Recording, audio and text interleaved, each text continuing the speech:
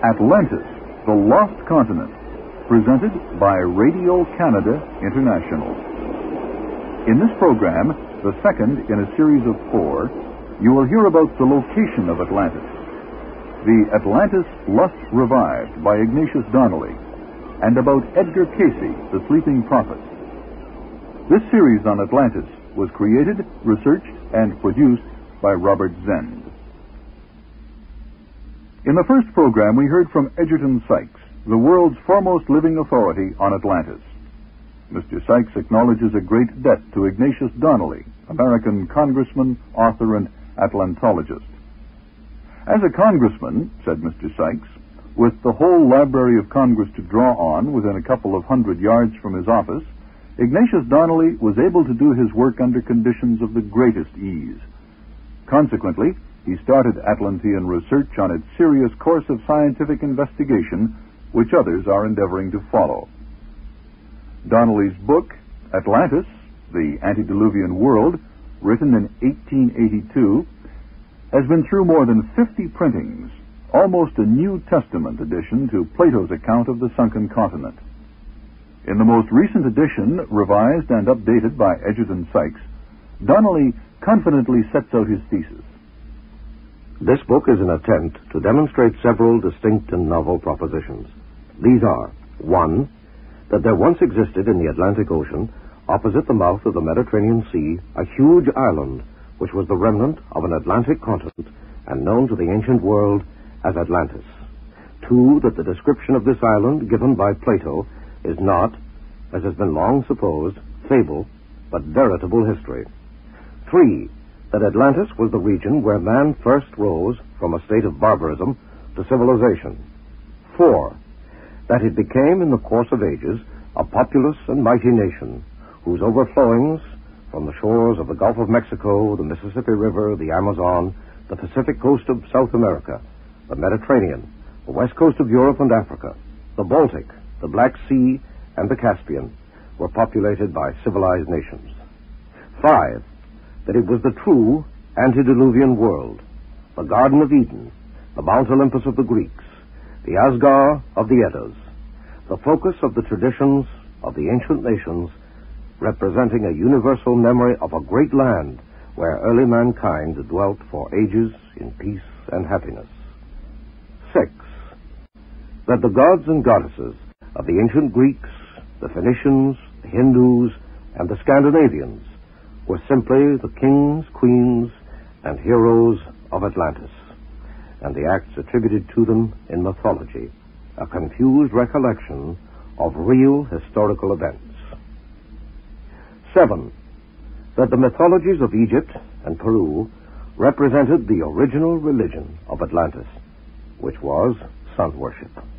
8, that the oldest colony formed by the Atlanteans was probably Egypt, whose civilization was a reproduction of that of the Atlantic island. 9, the implements of the Bronze Age of Europe were derived from Atlantis. The Atlanteans were the first manufacturers of iron. 10, that the Phoenician alphabet, parent of all the European alphabets, was derived from an Atlantis alphabet, which was also conveyed from Atlantis to the Mayas of Central America. 11, that Atlantis was the original seat of the Aryan or Indo-European family of nations, as well as the Semitic peoples, and possibly also of the Turanian races. 12, that Atlantis perished in a terrible convulsion of nature, in which the whole island was submerged by the ocean with nearly all its inhabitants.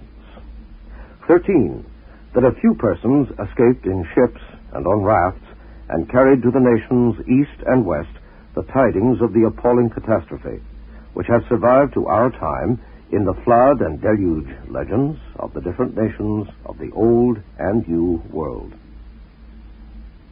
If these propositions can be proved, they will solve many problems which now perplex mankind. They will confirm in many respects the statement in the opening chapters of Genesis. They will widen the area of human history. They explain the remarkable resemblances which exist between our ancient civilizations found upon the opposite shores of the Atlantic Ocean in the Old and New Worlds, and they will aid us to rehabilitate the fathers of our civilization, our blood and our fundamental ideas, the people who lived, loved, and labored ages before the Aryans descended upon India, or the Phoenicians had settled in Syria, or the Goths had reached the shores of the Baltic. If I succeed in demonstrating the truth of the somewhat startling propositions with which I commenced this chapter, it will only be by bringing to bear upon the question of Atlantis 1,000 converging lines of light and a multitude of researches made by scholars in different fields of modern thought. Further investigations and discoveries will, I trust, confirm the correctness of the conclusions at which I have arrived. Part of Donnelly's weighty proof for the existence of Atlantis included a survey of cataclysms in man's recent history in an attempt to show the Atlantic as a tragically unstable earthquake zone. The 18th century quake in Lisbon that took 60,000 lives in 6 minutes, and the Jamaican convulsion in 1692 that submerged 1,000 acres in less than a minute. Argument still rumbles about Donnelly's conclusions to this day, but there's been a startling resonance from another major source of modern-day fascination with Atlantis, the trance readings of Edgar Cayce, the American psychic known as the Sleeping Prophet. Edgar Cayce's material on Atlantis, Cayce's son, Hugh Lynn, came with the life readings. As he began to give the psychological help for people dealing with the reincarnation karma theories and ideas, helping people with vocational guidance, with deep-seated fears, with marriage problems and so forth. He was counseling psychologically, just as he counseled at giving people physical advice for their bodies. In 1923, in Dayton, Ohio, Edgar Cayce first mentioned the idea, the concept of reincarnation, and it came out of questions about astrology that somebody asked him. And he said this is not near as important as the urges from the past lives of this entity, for see, in the former incarnation he was a monk, and this was the first time that the reincarnation idea was mentioned. Then members of the family and people close to my father began to get these life readings, as they began to be called, the psychological counseling. And almost immediately, within the first 5 readings, Atlantis was mentioned. I have frequently wished that he had never mentioned the subject, because it's so controversial, so impossible, so silly, that it seemed so in the beginning, that it became a very controversial point, a world view that didn't fit in anybody's category, in anybody's basket. Plato, and all the stories about it referred to it, but there was no real evidence, real proof. It was all supposition, and it seemed to us at the times. And Donnelly's Antediluvian World and so forth had been written, and there were all these theories about it. So you could assume that Edgar Cayce was getting this out of the mind, somehow picking up all the thought and the legendary stories of Atlantis, and it was mixing it all together. But the evidence exists in a strange fashion in terms of the urges that he described as coming from incarnations in Atlantis.